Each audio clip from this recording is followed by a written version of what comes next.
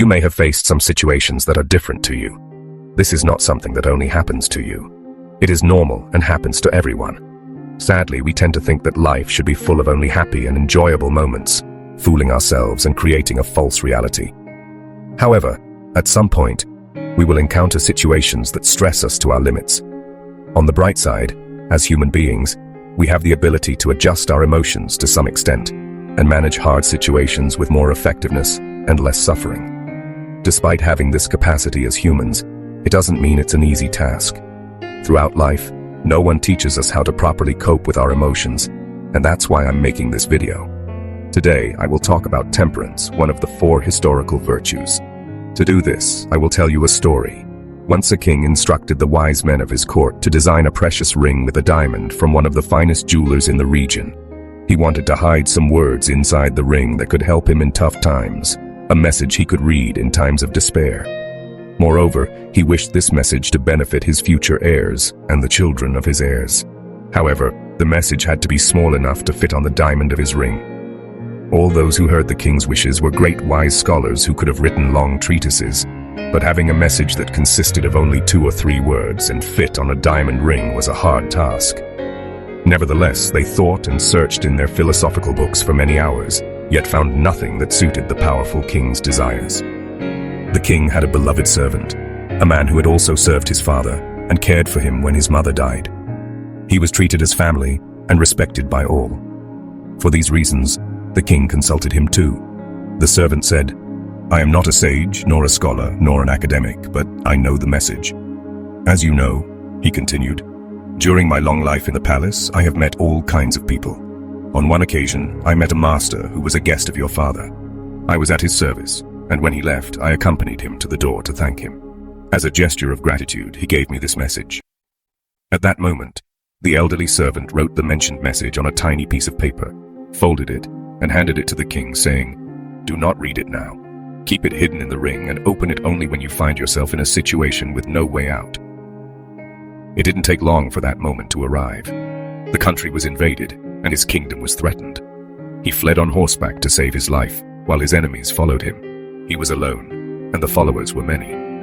At one point, he arrived at a place where the path ended, and before him there was a cliff and a deep valley. Falling would be fatal, and he couldn't turn back because the enemy blocked his path. He could hear the horses' hooves, the voices, and the nearness of the enemy. It was then that he remembered the ring. He took out the paper, unfolded it, and found a tremendously valuable message for that moment. It simply said, "This too shall pass." At that moment, he realized that a profound silence enveloped him. The pursuers apparently had gotten lost in the forest or had taken the wrong path. But the fact was that immense silence surrounded him. He no longer heard the horses' hooves. The king felt deeply grateful to the servant and the unknown master. Those words had been miraculous. He folded the paper, put it back in the ring, gathered his army, and reconquered his kingdom. On the day of victory, there was a grand celebration in the city with music and dance, and the king felt very proud of himself.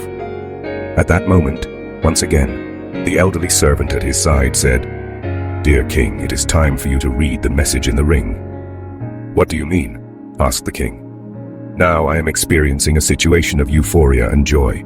People celebrate my return. We have defeated the enemy." The servant replied, "This message is not only for desperate situations, but also for joyful ones. It is not just for when you feel defeated, but also when you feel victorious. It is not just for last moments, but also for first ones." The king opened the ring and read the message. "This too shall pass." Once again he felt peace within himself amidst all noise from people celebrating around him. But pride and ego had vanished. The king fully understood the message. The bad is as transient as the good. The elderly servant continued, "Remember that everything passes. No event or emotion is permanent. Just like day and night, there are moments of joy and moments of sorrow. Accept them as part of the duality of nature because they are the very nature of things." One of the keys to mastering our emotions is to understand and remember that what we are feeling at this moment will not last forever. Do you know anyone who has never experienced happiness or someone who has never felt sadness? In both cases, those emotions do not last permanently throughout life.